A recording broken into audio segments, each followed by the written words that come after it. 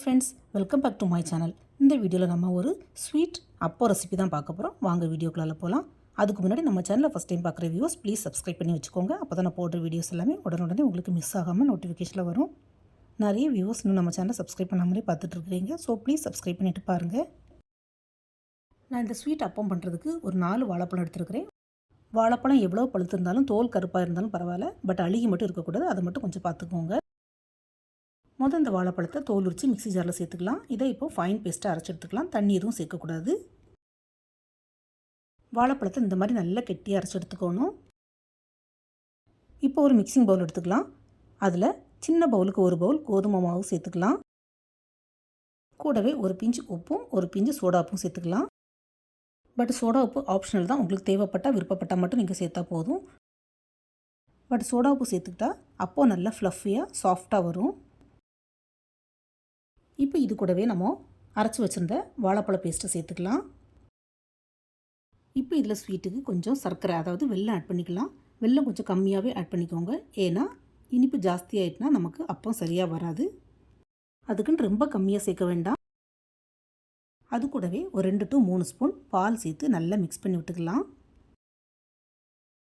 இந்த அப்பத்துக்கு நம்ம தண்ணி ஊற்றியும் மிக்ஸ் பண்ணலாம். ஆனால் கொஞ்சமாக பால் சேர்த்து பண்ணால் டேஸ்ட் கொஞ்சம் நல்லாயிருக்கும். அதுக்கு தான் பால் ஆட் பண்ணி பண்ணுறோம். நான் கொஞ்சமாக தான் பால் சேர்த்தேன். ஸோ மிக்சிங்க்கு பால் பத்தாது. கொஞ்சமாக எக்ஸ்ட்ரா தண்ணி ஆட் பண்ணிக்கலாம். இந்த அப்பத்தோட மாவு மிக்சிங் பார்த்திங்கன்னா நம்ம கையில் அல்லது ஸ்பூனில் எடுத்து போடும்போது கொஞ்சம் கட்டியாகவே இருக்கணும். அந்த அளவுக்கு மிக்சிங் இருக்கணும். அதாவது இட்லி மாவு பதத்துக்கு. நான் இந்த அப்பம் மாவு மிக்சிங்க்கு பால் ஊற்றுனதுக்கப்புறமா எக்ஸ்ட்ரா ஒரு 1/4 கப்பு போல் தண்ணி ஆட் பண்ணியிருக்கிறேன். ஃப்ரெண்ட்ஸ், எந்த ஒரு அப்பமாக இருந்தாலும் அதுக்கு மாவு பதம் ரொம்பவே முக்கியம். ரொம்ப தண்ணியாக இருந்தாலும் நமக்கு அப்பம் பிஞ்சு போகும். அதே மாதிரி ரொம்ப மாவு கெட்டியாக இருந்தாலும் அப்பம் ஹார்டாயிரும், சாஃப்டாக இருக்காது. ஸோ அதை மட்டும் கொஞ்சம் கவனமாக பார்த்துக்கோங்க. நம்ம மிக்ஸ் பண்ண இந்த மாவை ஒரு 15 to 20 மினிட்ஸ் ரெஸ்ட்லேயே வச்சுருக்கலாம். 1/2 hour கழித்து பார்த்தா மாவு நல்லா பொங்கி இருக்கும். பாருங்கள், உங்களுக்கு டிஃப்ரென்ஸ் நல்லா தெரியும்னு நினைக்கிறேன். இப்போ சைடில் ஒரு கடாயில் கொஞ்சம் எண்ணெய் சூடாக்க வச்சுக்கலாம். அந்த சூடான எண்ணெயில் ஒரு ஸ்பூன் எடுத்து இந்த மாவுலேயே ஊற்றி கூட கொஞ்சம் நல்லா மிக்ஸ் பண்ணி விட்டுக்கலாம். ஃப்ரெண்ட்ஸ், நீங்கள் இந்த எண்ணெய்க்கு பதிலாக ஒரு ஸ்பூன் நெய் ஆட் பண்ணி கூட பண்ணலாம். நெய் சேர்த்து பண்ணும்போது இந்த அப்பம் இன்னும் டேஸ்ட்டும் ஸ்மெல்லும் நல்லாயிருக்கும். அதே மாதிரி இந்த அப்பத்து கூட தேங்காவை சின்ன சின்ன துண்டாக கட் பண்ணி போட்டு கூட பண்ணலாம். பட் சிலவங்களுக்கு தேங்காய் துண்டை ஆட் பண்ணால் பிடிக்காது. நானும் வித்தவுட் தேங்காய் தான் நெக் பண்ணுறேன். இப்போ எண்ணெய் நல்லா காஞ்சிடுச்சு.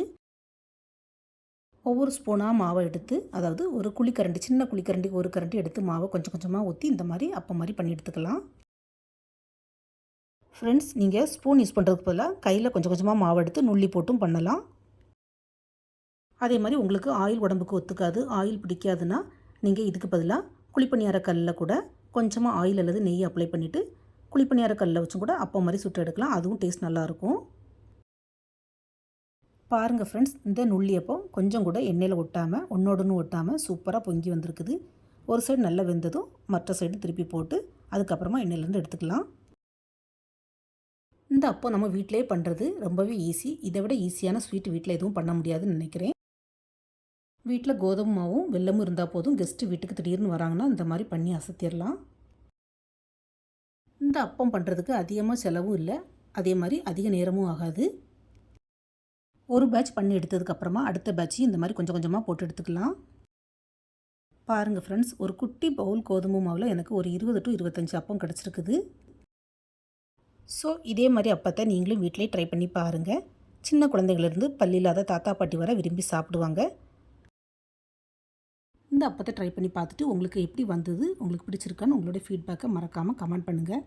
இந்த வீடியோ பிடிச்சிருந்தா நம்ம சேனலை மறக்காமல் லைக், ஷேர் அண்ட் சப்ஸ்கிரைப் பண்ணுங்கள். தேங்க்ஸ் ஃபார் வாட்சிங். See you soon in the next video. Bye.